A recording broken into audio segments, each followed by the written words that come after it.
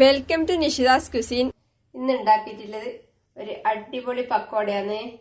മുള്ളങ്കിന്റെ ഇലയും കൂടെ ചേർത്തിട്ടുള്ള പക്കോട. അപ്പൊ ഇതെങ്ങനെ ഉണ്ടാക്കുന്നത് നോക്കാം. ഞാനിവിടെ ഒരു മുള്ളങ്കി ഇലയോടുകൂടി എടുത്തിട്ടുണ്ട്. ഇതിന്റെ ഇലയും മുള്ളങ്കിയും മുറിച്ചെടുക്കാം.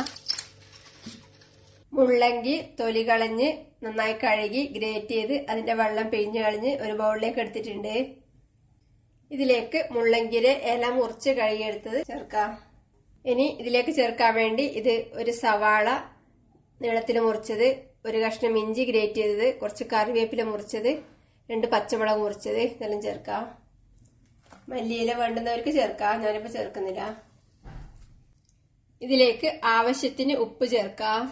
ഇനി ഇതിലേക്ക് 1/4 ടീസ്പൂൺ മഞ്ഞൾപ്പൊടിയും 1/2 ടീസ്പൂൺ മുളക് പൊടിയും 1/4 ടീസ്പൂണിന്റെ പകുതി കായപ്പൊടിയും ചേർക്കാം. 1/4 ടീസ്പൂൺ അയമോദകം കൈകൊണ്ട് ഒന്ന് തിരുമ്മി ഇട്ട് കൊടുക്കാം. ഇനി ഇതെല്ലാം കൂടി കൈകൊണ്ട് നല്ലോണം കുഴച്ചെടുക്കാം.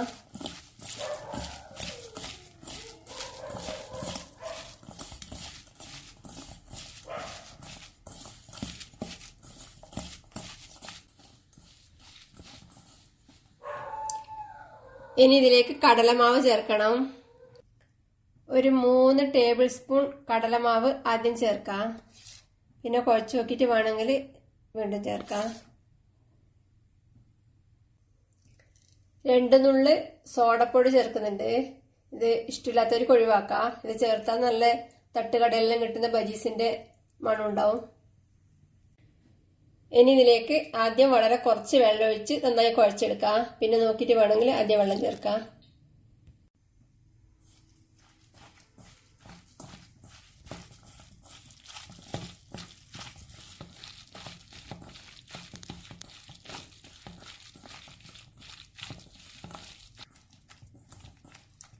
ഇപ്പോൾ പാകത്തിന് കുഴച്ചെടുത്തിട്ടുണ്ട്.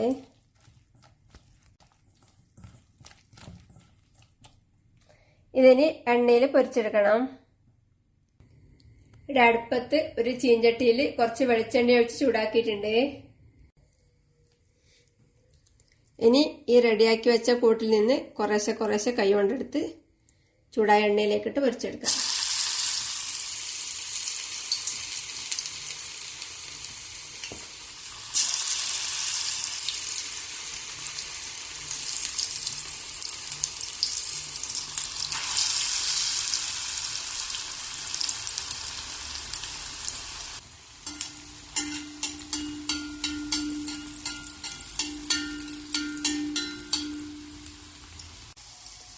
ഒരു സൈഡ് മൊരിഞ്ഞു വരുമ്പം തിരിച്ചിടാം.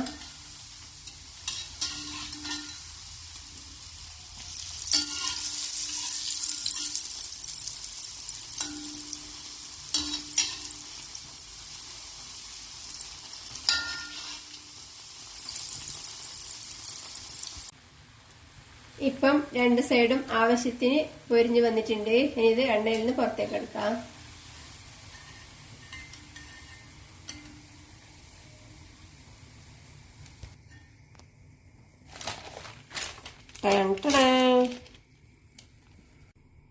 ബാക്കിയുള്ളത് കൂടെ ഇതേപോലെ ചുട്ടെടുക്കാം. മുള്ളങ്കി പക്കോട എല്ലാം ചുട്ടെടുത്തിട്ടുണ്ട്. ഇതിന് വേറെ പ്ലേറ്റിൽ വിളമ്പാ.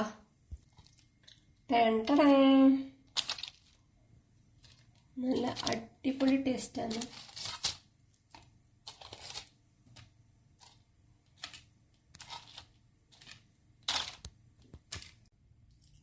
നല്ല ടേസ്റ്റ് ആണ്. ഉണ്ടാക്കി നോക്കുക. അഭിപ്രായങ്ങളും നിർദ്ദേശങ്ങളും അറിയിക്കുക. സബ്സ്ക്രൈബ് ചെയ്യുക, സപ്പോർട്ട് ചെയ്യുക. Thank you.